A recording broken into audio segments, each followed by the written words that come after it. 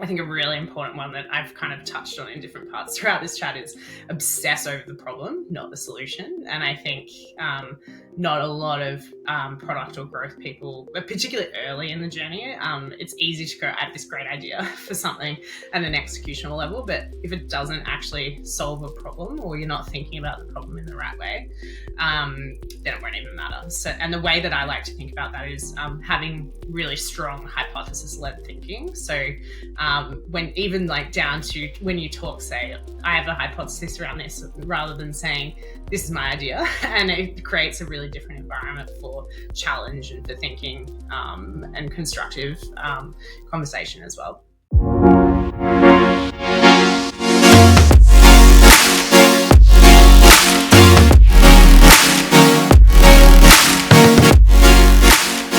All right, Jess, thanks for coming on. Really appreciate it. Really appreciate you coming on. Excited to be here, Barry. Have a good old chat. I'm really interested in your background. I think you have a lot of experience, not just in Linktree, but also a bunch of other experience in tech and startups. Do you want to just give a quick brief on your background a little bit and sort of explain to the audience and to me how you got into what you're doing now, and sort of segue into also, the early days of Linktree. But, we can sort of get into that later on. But I'd love to sort of get a quick background on what you've been doing and how you got into this space. Yeah, definitely. I think maybe to kick it off, I started prior to kind of really kicking off my professional career, actually in performing arts, which I'll come back to kind of where that all began. But yeah, I danced for 20 years growing up, and I found this kind of deep connection into the discipline that comes from building a strength in a craft like dance. And I remember when I finished school, I kind of was flipping between like a science tech based industry to study, and then ended up kind of the last day before heading into picking exactly what I was going to do, choosing performing arts, because it was something that I knew that I was really good at, but also could, double down on. And what I found as I kind of went through that journey, I was always pulled to the intersection of really great creative and craft based thinking, as well as how that kind of enmeshes with technology. And this was, well over a decade ago. And I think it's interesting to think back to that time. And if I had someone that was able to coach me like the amazing coach that I have now, I'd probably be able to figure it out earlier. But really my whole career journey has been focused on how I can have the biggest impact on the world. And I think starting my journey in a creative craft has helped really kind of finesse that down. And I've always had what I like to call my day job, as well as a side project. And I think there's kind of the emergence of this portfolio career, or the concept of a portfolio career. And I've kind of been doing that my whole career, and building transformational products. I'm super passionate about how we can transform the world with great tech, amazing people, and how we cultivate incredible talent and bring out the best in people, and really create environments that are conducive to success and for teams to be really great. So I've been fortunate enough to work with some amazing minds. When I started my career in agency and consulting, I worked with Nike on really amazing physical activations in Australia. Actually, the first kind of iteration of Facebook commerce with them, which was way back, it would have been 15, 16 years ago. And actually, interesting learning there on market timing. The market was not ready for something like that then. And Slack, and helped them launch in Australia, as well as Visa. And what was great about agency days is the variety and breadth, and getting to see a lot of different products in action. And what I loved about that kind of then launched me into my next step is I really wanted to dig deep and build products myself. And I'm a big data fanatic. And I think what happens when you're in agency and consulting is you get the breadth, but you don't necessarily get the depth of understanding a business in and out, and, understanding the data and being able to make really great decisions day to day. So I went into early venture-backed company called Finch, and really kind of saw a product market fit there. That was a really fun journey. We ended up having to sunset the consumer product because there actually wasn't product market fit there, and pivoted the tech into a B2B platform that is actually performing really well today. But great journey in kind of, I guess, learning how to know what product market fit looks like and being comfortable kind of walking in a different direction if it's not working. And and then that led me to Finch, building the growth engine, led me to Linktree, sorry, building the growth engine from the ground up. I was the first leadership hire outside of the founding team, and we were bootstrapped at the time. Very early days in terms of the growth trajectory, and I was brought in to build the growth engine from the ground up across product growth, growth marketing, and also parts of product partnerships and different components of how I guess the product can play into building really great platform relationships as well. So that's a bit about the kind of career arc, and I've also been involved in the nonprofit side of things with being managing director of Girls in Tech in Australia as well. What was the? I mean, it's interesting to hear about the progression of your career, and obviously with Finch, with also Slack, and all of these companies entering Australia.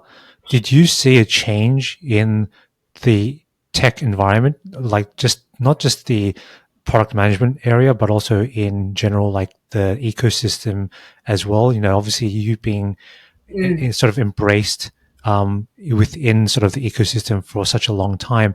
How did you see that evolved, especially as sort of leading up towards, you know, you now with, you know, previously with Linktree and everything, but how did you see the landscape change when it came to building these types of technology products in Australia? Yeah, great question. I think what's been really interesting to watch is like where this big generalization, I'm going to preface this by saying that we're generally quite a risk averse culture in Australia. And I think what I've observed over this period of time is a lot more people wanting to found, create, and build things, and the risk aversion shifting. And I think that's kind of a microcosm of some of these big platforms being built in Australia. Like Canva is, you know, renowned for having their product team here, and it's almost acts as like a training course or a training ground for product people to be able to work at the scale and see the greatness that comes from building in hyper growth, which traditionally, obviously, there's, you know, hundreds and if not thousands of companies in the US that are doing this day in and day out, and people have seen that kind of scale.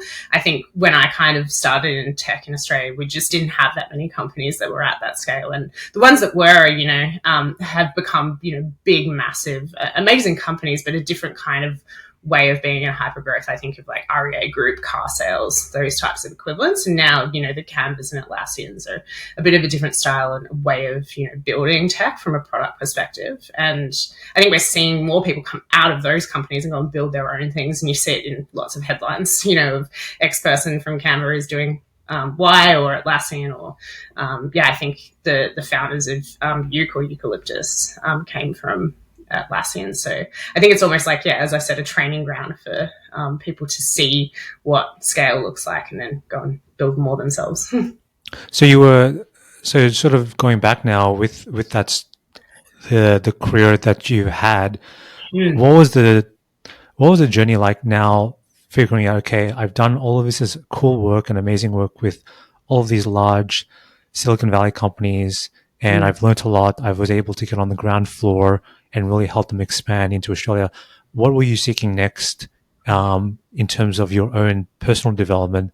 But then how did that get you into sort of now thinking about, okay, how do I now grow something like, you know, Linktree, which is a homegrown Australian tech company?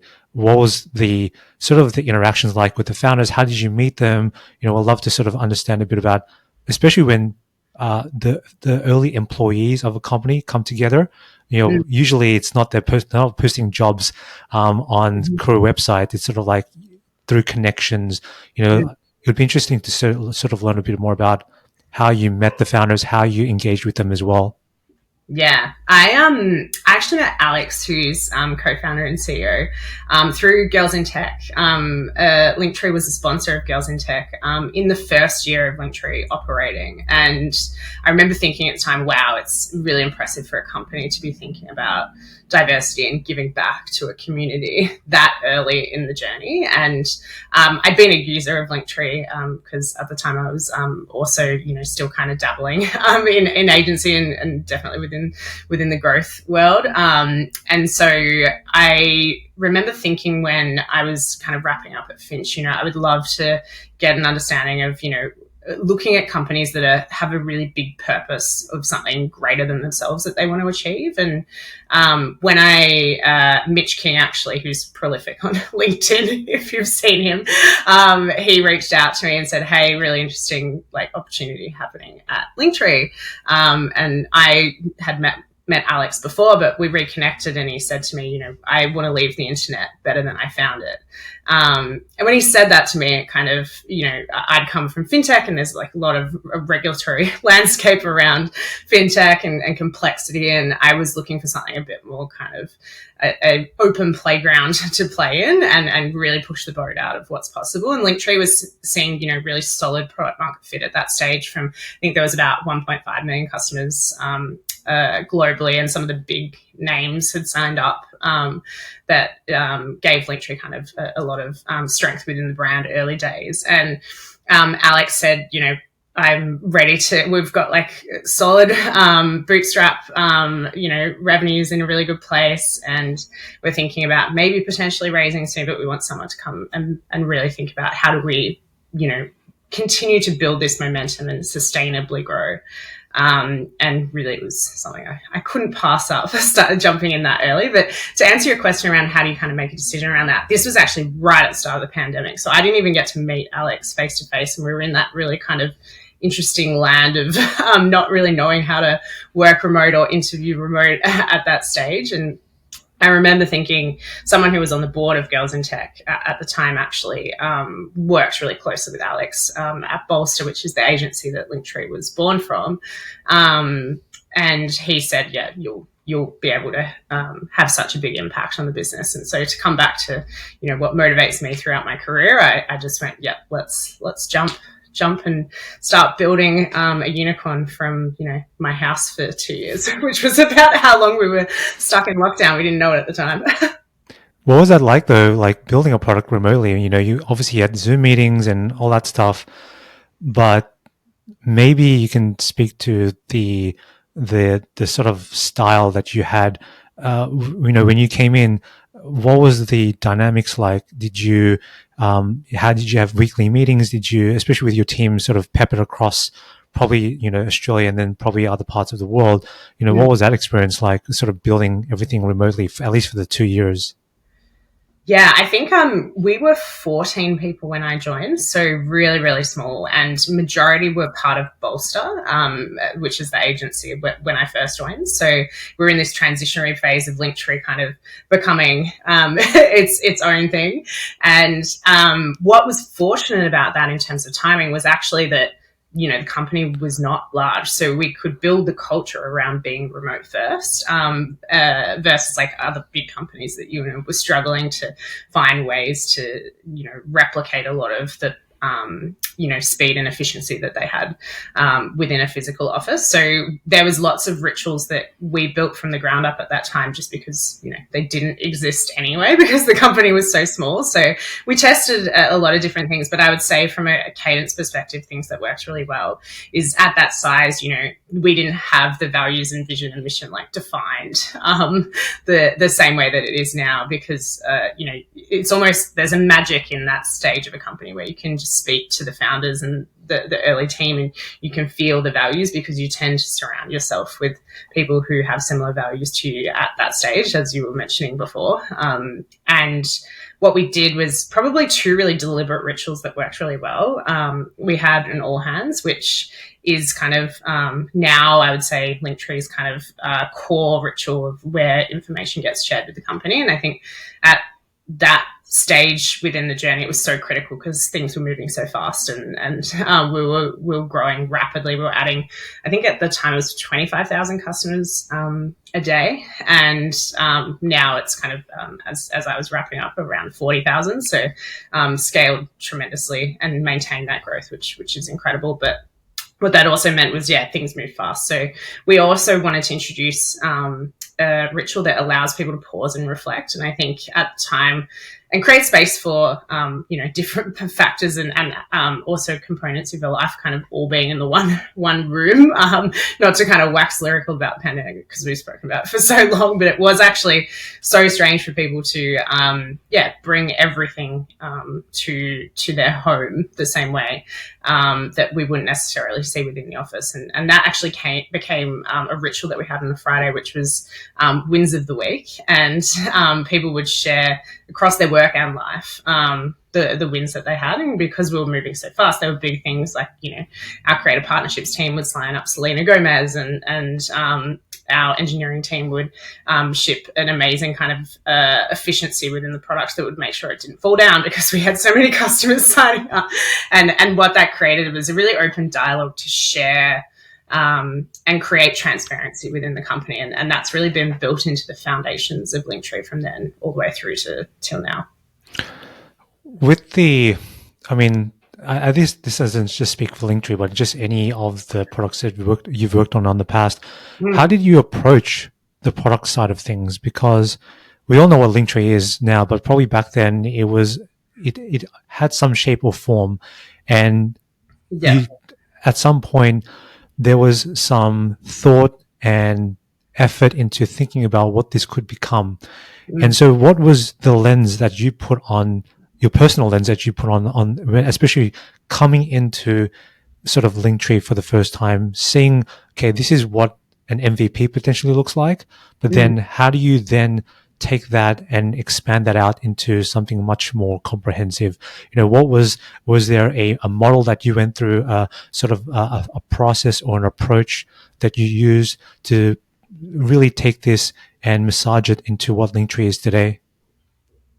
Yeah, I think a way of thinking about things is a framework, and frameworks are only as good as obviously the kind of ideas and concepts behind them. But I think a really good one is actually thinking about competitive advantages or unfair advantages within a business. And what Linktree and kind of other businesses I've seen built had in spades was a brand moat. And that was really clear early days. And so really, what existed and what we kind of looked at was actually, what a lot of people do wrong is kind of expand too quickly and try and develop too many, slices of the pie. But fortunately, Linktree created this category called Link in Bio, solving a really, tangible problem. And I think what was interesting about that is, as a category creator, you're totally at the behest of paving, the forward-thinking direction of the product. There's no kind of, someone to look at to see who's shipping,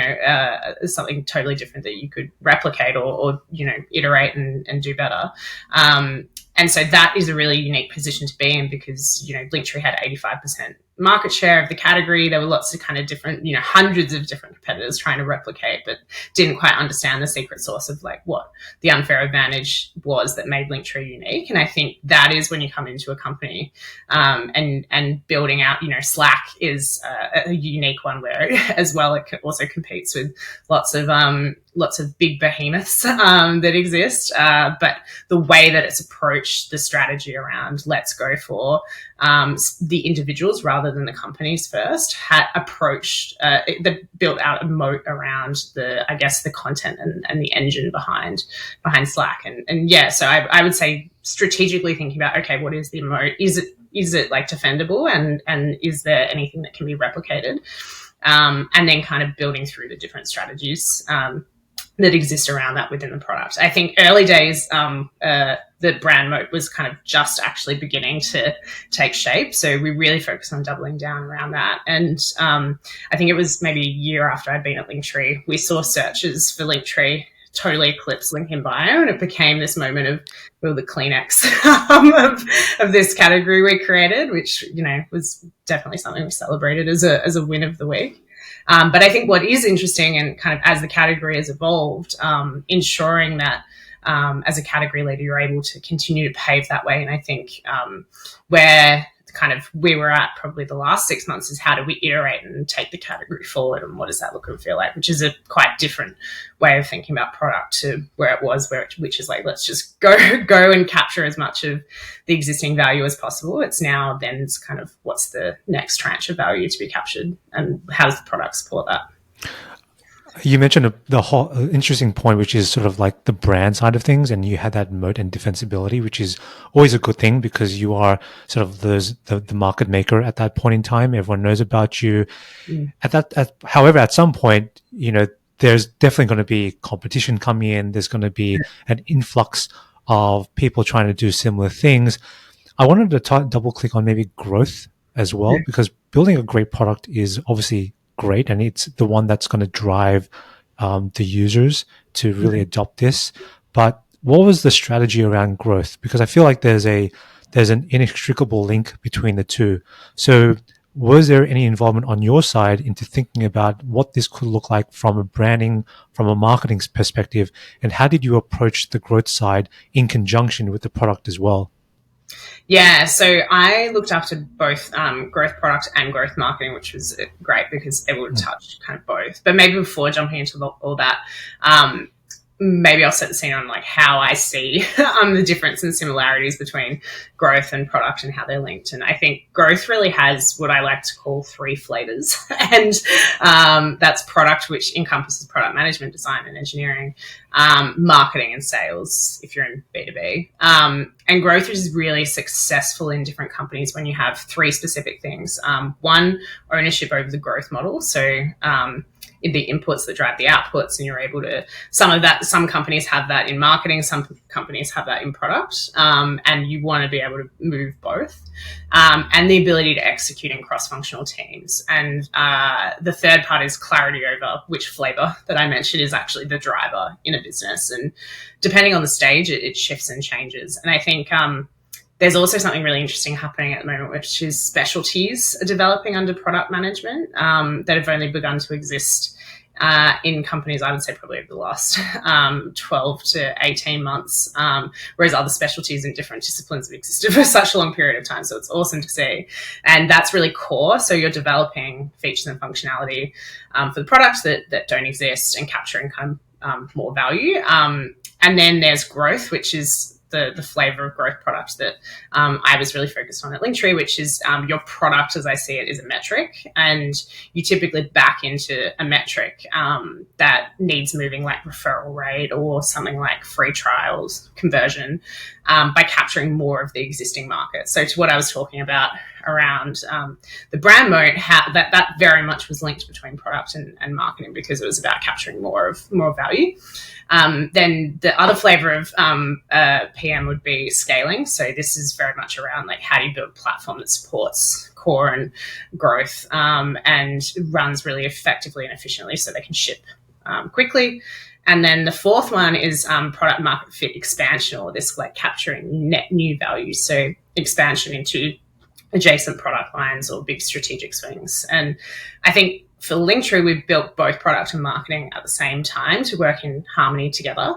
And as I mentioned, I think depending on which stage the company is at, the domains and the breakpoints between product and growth are different. But I would say what worked really effectively was actually structurally having both work in a cross-functional unit.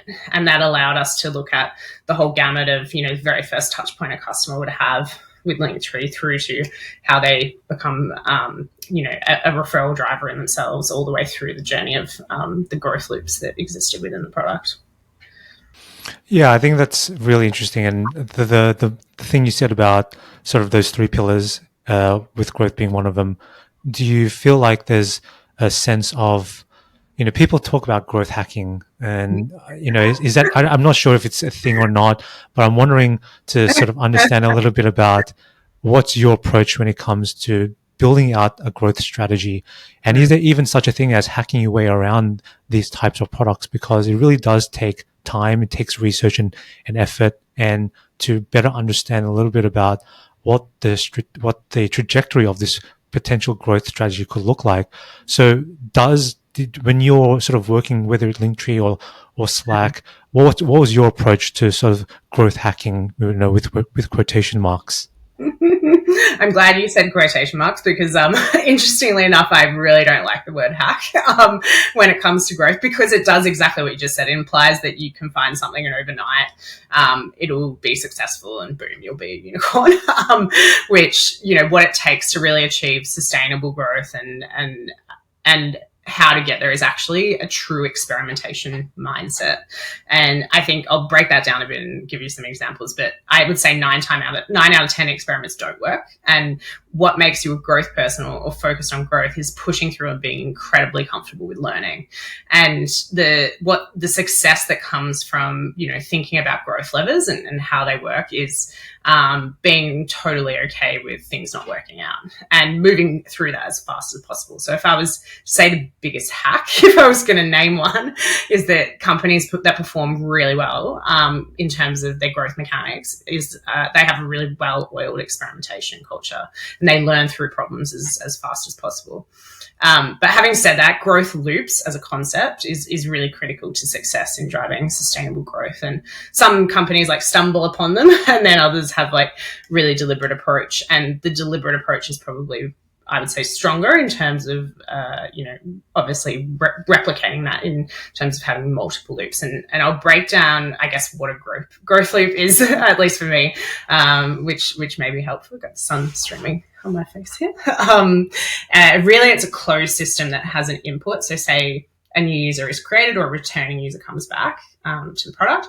They then take an action or a step to generate an output, and then the output is directly reinvested into the input. So it just goes round in a loop. And I'll give you an example to contextualize what I mean there, but probably a good one is Pinterest growth loop. Actually, they do a user signs up or returns to the product. They activate you on the product with really specific or relevant content, like a pin, and then you save new content or you repin existing content, which gives Pinterest really good quality signals around the intent of the customer and whether the content is strong enough. And then Pinterest actually will distribute the content and the quality content to search engines. And then in order to close that loop around the output driving the input that I mentioned before, a user will then be able to find a pin within a search engine that starts the cycle again, and they sign up or return. So you can see that that's closed, and that's really when we talk about a hack, that's what drives the success of a lot of those mechanisms. So the strongest loop for Linktree, for example, was visitors coming to a Linktree from, say, Instagram, and Selena Gomez's Linktree. She's always the example that we use. I don't know why.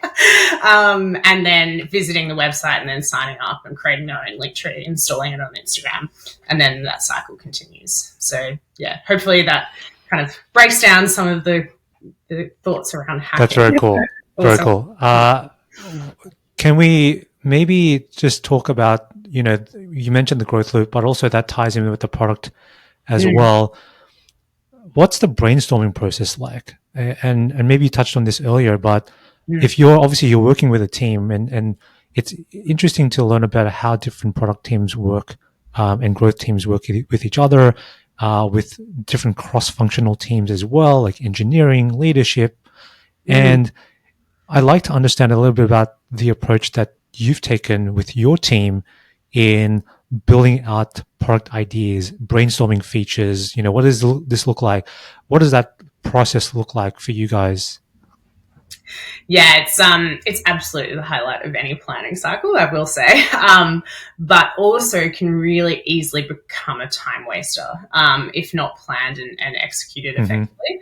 I think, fortunately, because as I mentioned before, being category creator at Linktree or in other companies, I think typically founders end up having this fountain of ideas that they've had from the very beginning of starting a company. And often what's really important is strategically framing up a brainstorm around a problem space. And then really the best brainstorms that I've seen, and try to do this kind of at the start of every planning cycle, has divergent thinking and convergent thinking. And really before jumping into that, it's discovering the problem space, as I mentioned, and framing up that thinking. So let me give you an example of a problem, maybe of something that we would have done. Creators don't understand their audience effectively to drive traffic to it.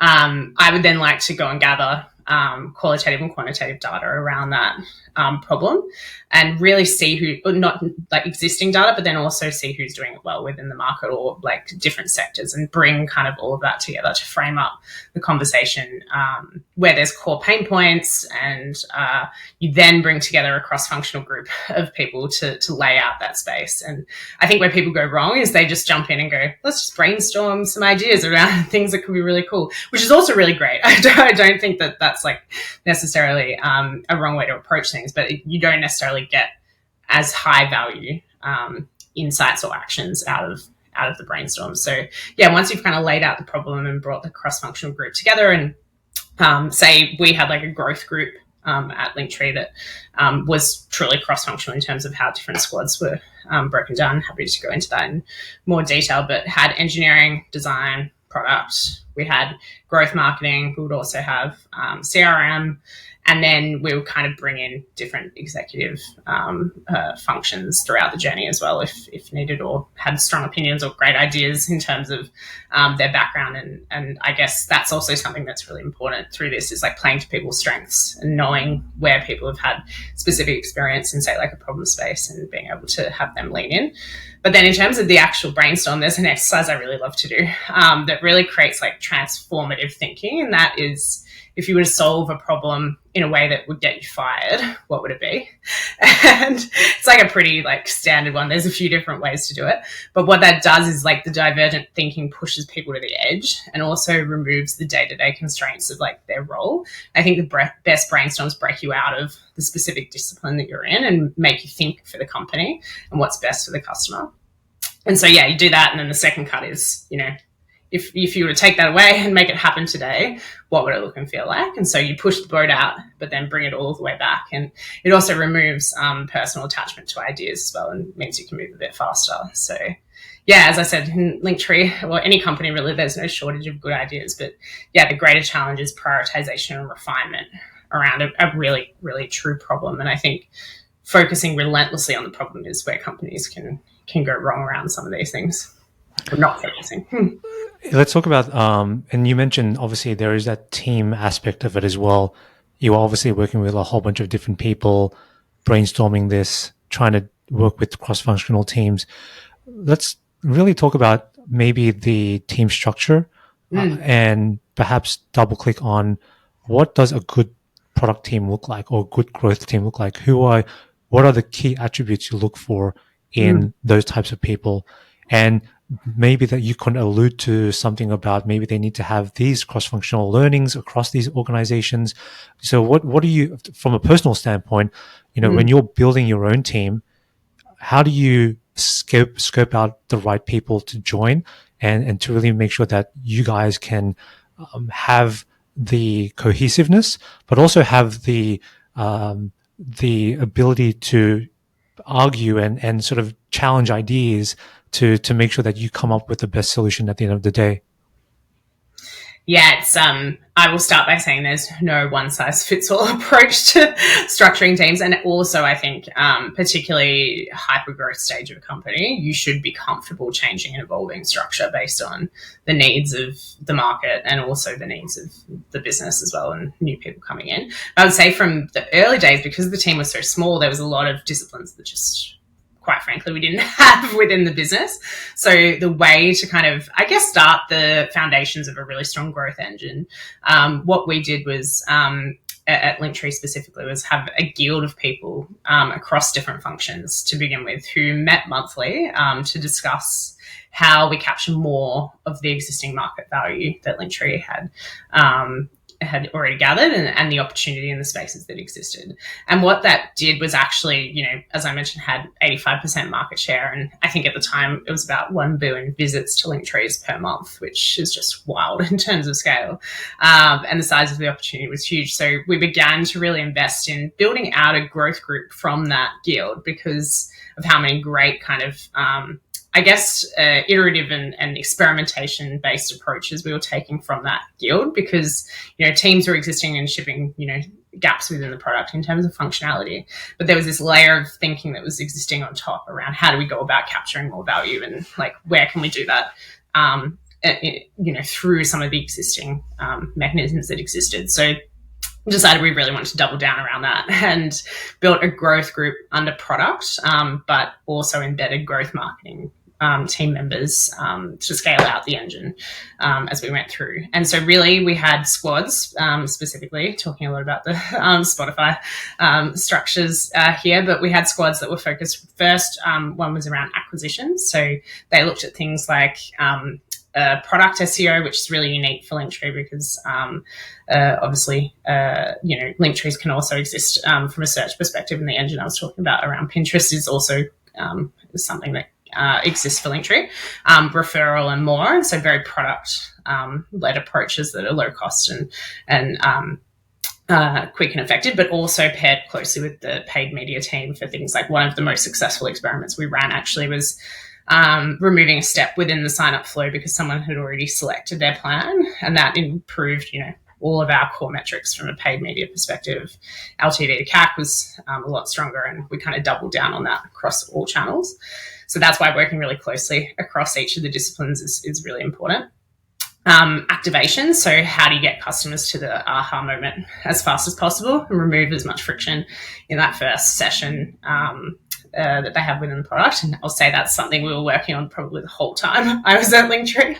And then monetization. So we actually did a major piece of work with the growth group focused on a revamp of our pricing and packaging and to capture more value within the product, which is a whole kind of school of thought that was really, really interesting to explore, but ended up introducing 2 new plans that helped our customers better self-select into the plan that suited them and distribute the features and functionality across the different plans. So yeah, this was kind of the growth group focus. And then we had other teams within the product org focus on what I mentioned before around core. So the jobs to be done, how do we kind of help our customers, unlock different pieces of value within the product that hasn't existed before, things like commerce links and how they monetize on the Linktree, better, customization options, and understanding their audience around analytics. So, that was kind of how we structured for some time. But yeah, I will say, as I mentioned before, kind of being comfortable shifting and changing based on the needs is so important. And I think having a system-based mentality is super critical. So the system, ebbs and flows over time. And how do you make sure you adjust kind of what the org needs as a whole? And something that's really interesting, I would say, actually, in bringing in a growth team too early, Linktree didn't do this, but pre-product market fit, you could fall into the trap of the word growth means that other people don't take on growth as their responsibility. And we did see a bit of this at Linktree and kind of overcorrected with some almost like specific growth team members going into other squads and being kind of the voice of how to do experimentation. And we saw a lot of great success with that in terms of people being able to adjust and think about growth in a different way. But it is actually like growth is such a blended term that it can have unintended consequences if kind of not be really deliberate about how other teams contribute as well. Yeah, I agree with that.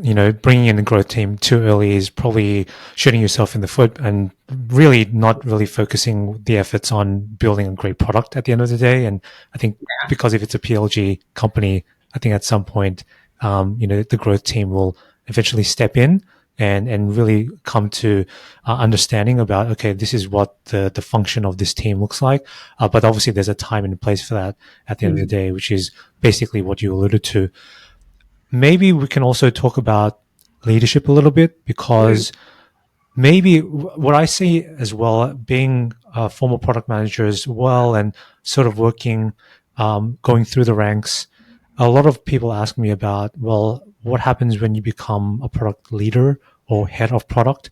Mm, or director of product, and where you're sort of in this position where you're now in charge of other people, and your job is to make them obviously work together, mm, to really collaborate with each other. What are the sort of the journey, maybe for you as well, in sort of moving through the ranks, becoming a product leader yourself, and what are the challenges associated with that? Because I'm sure there's a lot of great product managers out there, but perhaps mm. not a lot of great product leaders and managers. So how do you sort of continue to use the skills that you have, but then combine that with a managerial level, a layer of, okay, I have to be in charge of the welfare and culture of my team now. What did that look like for you? Oh, this is a big one. I think the shift from being a contributor to being a leader, and then only being a leader, because I think there's also kind of Hmm. this in between journey where you're doing both, which is really hard. Particularly in a startup environment, you end up kind of wearing both hats for a period of time, the player coach scenario. But I think where it comes down to is where you get your energy. And I also think like not everyone should be leaders. And I think understanding where you get your energy from is really critical to this. And do you get your energy from seeing others be successful, or do you get your energy from deliberately being successful yourself? And I think not a lot of people ask themselves that, or previously pathways didn't exist into leadership. Now we're seeing a lot more kind of excellence IC tracks where people who don't have direct reports progress through the ranks, so to speak. But previously it was you had to lead people in order to progress, and I think what that did was cultivate a range of different people becoming leaders that actually were not really great leaders and were not playing to their strengths. And I think that comes back to probably core of, I guess, what I learned through going through the ranks and kind of going through that journey of being comfortable letting things go and trusting your team to be successful is actually playing to people's strengths, and also not I guess letting teams kind of flounder and get stuck without clear direction. They're probably the two clear components of, I guess, building and cultivating great teams. Is one, you give teams really clear direction, but you give them the space to go and learn themselves. And then the second part is, yeah, as I mentioned, cultivating teams and playing to their strengths. And I think something that's really great that I like to utilize is Gallup's Clifton Strengths, where you understand each person's individual strengths and weaknesses, and then you cultivate almost like a sports team style environment, a real true understanding of where someone is really great, say for example in vision and strategy, where someone may not be as strong, which is in execution. And so you bring in different team members and have kind of, say, product managers deeply understand how to play to someone's strengths and get the most out of their performance. But yeah, that would be probably, they're the two areas I would say that No, I would think be. that's great. I think it's interesting to also hear about sort of like, being able to I guess probably inspire people to do their best work and letting go as well. And it just doesn't happen with product leaders. It happens with anyone who gets into that a sort of leadership position where you're no longer an IC or individual contributor anymore, but you're there to really make sure that the team sort of steers in the right direction, and making sure that you're looking out for the welfare of the team members, making sure that they're happy and that they're excited to do the work. So there's definitely another layer to that. But then in mixing that with, okay, I still need to be a product manager, still need to make sure that we need to create a great product, whatever that may be, is interesting. So I think there's a lot of lessons there learned, and I'm sure a lot of people will get most out of it. Maybe we can also just go down the advice route a little bit, because I think there's a lot of probably aspiring people wanting to get into startups themselves, and they're trying to understand, okay, what role should I occupy, and how should I be the best that I can be when applying for these jobs. Do you have any tips on people who want to get into product management or into growth? that you can really espouse to them to say, these are the things that you should learn or you should look into or you should have skills in, that should hopefully get you to where you want to go? Yeah, I think the first thing is be ready for a totally unstructured environment. I think if you're someone who likes structure, that stage of a company is not for you. But in terms of the tip around that, you really need to be the custodian of your journey and steer the ship in the direction that you want it to go. And I think that stage of a startup journey, you get to touch a lot of different areas, which is really exciting. But it's often led by you. So if you're interested in learning something specifically, say like a deep skill within UX design, that maybe you've been a UI designer previously, that you have the space to drive learning that within an environment where you're able to get signal or customer data really, really quickly. So I would say be comfortable stepping into areas outside of your comfort zone and pushing the boat out and steering the ship in the direction that you're passionate about. That's one. And then more specifically around, I would say, product and growth. I think a really important one that I've kind of touched on in different parts throughout this chat is obsess over the problem, not the solution. And I think not a lot of product or growth people, particularly early in the journey, it's easy to go, I have this great idea for something at an executional level, but if it doesn't actually solve a problem or you're not thinking about the problem in the right way, then it won't even matter. So, and the way that I like to think about that is having really strong hypothesis-led thinking. So when even like down to when you talk, say, I have a hypothesis around this, rather than saying, this is my idea, and it creates a really different environment for challenge and for thinking and constructive conversation as well. The other one is like data is your language and you need to read it like a book. And I think there's no getting away from that, particularly around being able to move at speed and understand whether something's working, not working, and upskilling around how to have strong data literacy is critical. And then the last one would be just strategic thinking and I guess kind of 0 to 1 thinking, as it's often called, which is being able to go from scratch and build something from the ground up based on first principles and outside of frameworks entirely. And I think that's where the magic often happens. You can have frameworks. It's more frameworks help you structure your thinking rather than, being beholden to a framework to do the thinking.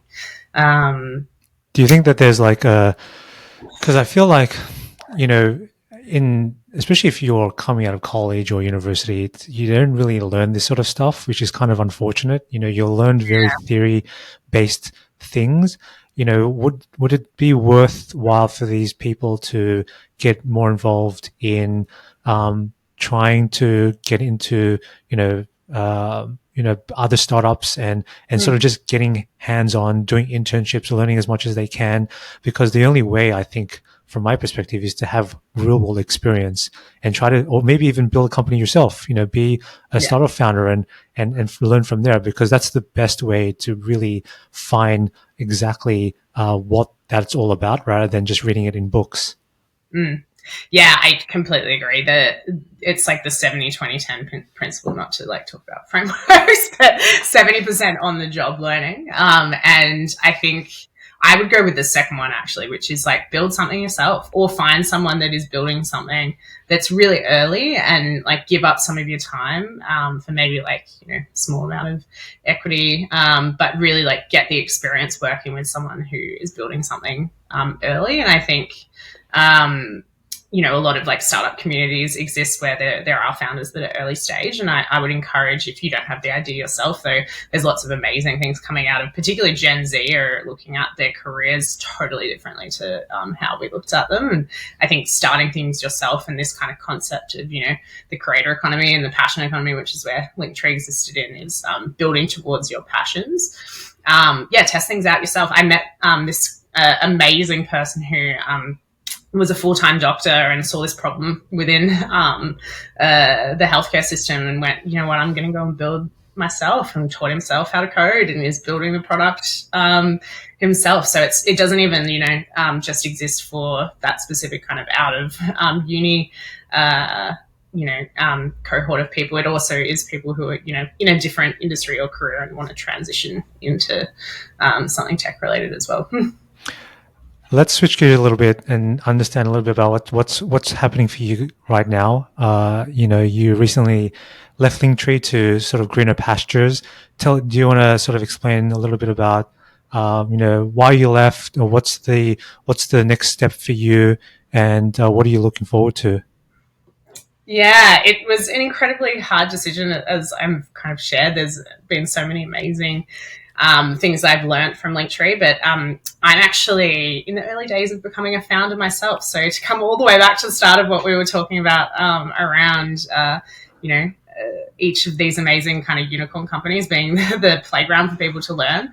I'm advising on early scale up companies to build their growth loops, similar to what I've been talking about today. But yeah, building my own product, which I found a problem space that I can get into in maybe a couple of months, that I've obsessed over and have seen kind of the problem for a period of time. And I've always felt that becoming a founder was a path that I wanted to head down, but I spent the time really to get the tools in the toolbox to be really successful. And I think Alex, Nikki, and Anth are just such phenomenal people. They're the founders of Linktree, and I see them as family. And we went through the trenches together in the journey that was Linktree. But yeah, they unlocked such amazing experience and exposure for me throughout that journey that it felt like the right time to step out. And I wanted to take those learnings and share them with other startups who can get there faster in terms of their journey from an advisory perspective, and then to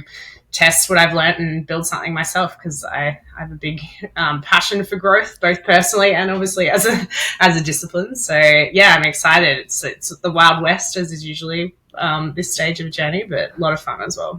That's exciting, and yeah, I look forward to. We all look forward to seeing what that looks like down the road. But it's always fun when people leave these large companies that were initially small, working through their way up and scaling these companies, and then finally leaving, and the nest is a bit empty, and sort of trying to figure out what their next moves are. So it's always fun to see what those types of people are doing in the near future. Maybe we can also double click on the stuff that you're doing in Girls in Tech. I'm sure there's a few people out there who know it, but a lot of people who don't know what it's about. Do you want to just give a perspective on what it is and how you're sort of working with them? Yeah, so Girls in Tech is a global nonprofit, so founded by Adriana Gascoigne in the US, and has 62 chapters around the world now, I think, which is dedicated to connecting, engaging, and inspiring women into tech roles. And really, everyone part of Girls in Tech is a volunteer, so it's all about how can you build a community of women across like all different stages of their career journey that acts as a foundation for propelling each person into what they do next. And I think a big thing that I've noticed through being involved, I was the managing director for 6 years, and I've just stepped back into being a volunteer myself to create space for obviously all of the good things that I'm building on the founder side. But I think what's been amazing through that journey is just watching how much has changed in terms of the connection that women are starting to feel to different facets of tech. I think obviously engineering specifically, there's so much to do that starts really at an earlier stage in the journey of how do we get more girls to think about these pathways very early on. But then how do we also support people transitioning from, say, nursing, which, we actually saw a lot of people wanting to move from other industries into tech and not really knowing where to start. So it's being able to create a space that supports women through those different journeys and helps build confidence and an understanding of what the shape of different tech roles looks like. Very cool. I think this was an awesome conversation. I want to finish off with maybe a few last, 4 questions, and something that I've wanted to sort of started to ask some of the guests, because the recommendations they provide have been really insightful. So it's been interesting to see their answers, and I look forward to what you have. But there's basically 4 questions. The first one is, do you have 1 to 2 books or podcasts or anything that you can recommend to other people? And it doesn't have to be about product or growth, but anything that really piques your interest about sort of your what you're excited about.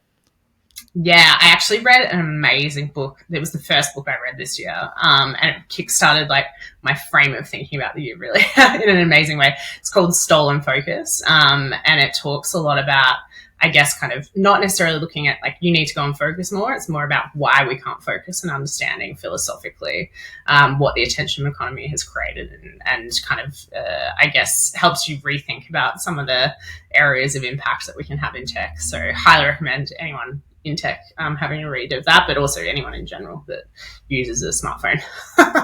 I think that will definitely be me, because I think there's so many things going on, especially if you're, building a company or a startup. You've pulled into so many directions, and it's really trying to have that focus and probably saying no to a lot of stuff as well. So I think that's going to be probably a read. And it's called, what is it?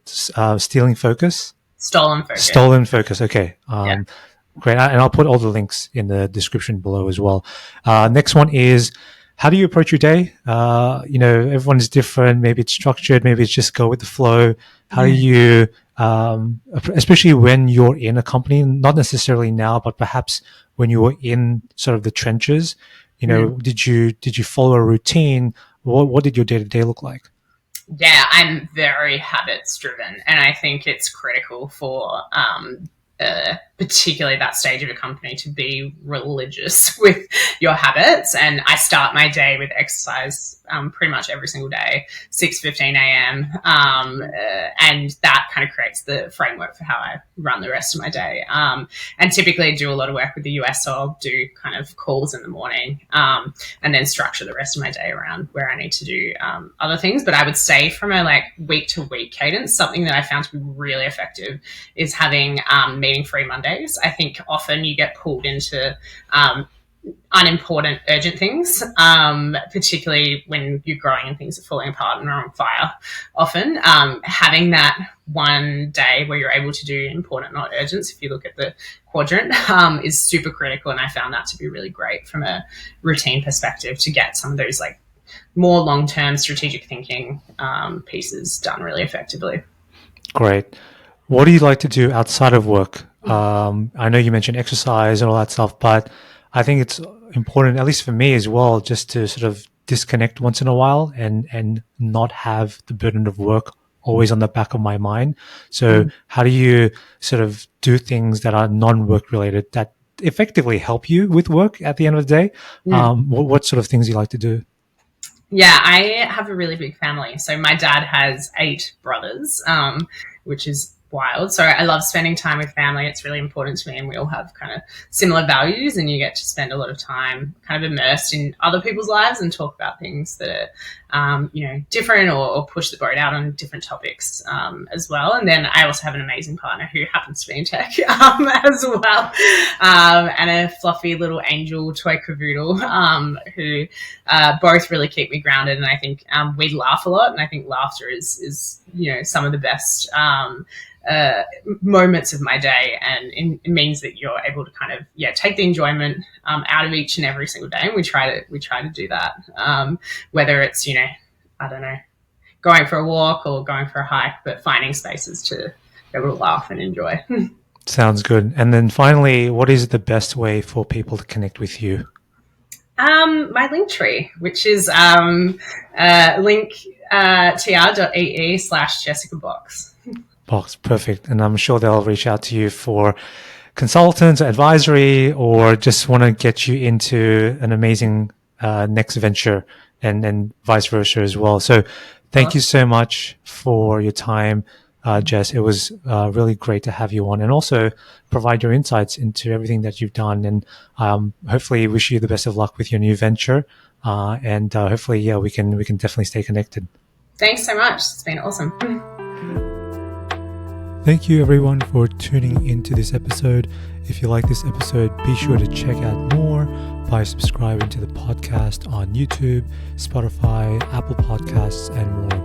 Thanks for listening, and I'll catch you next time.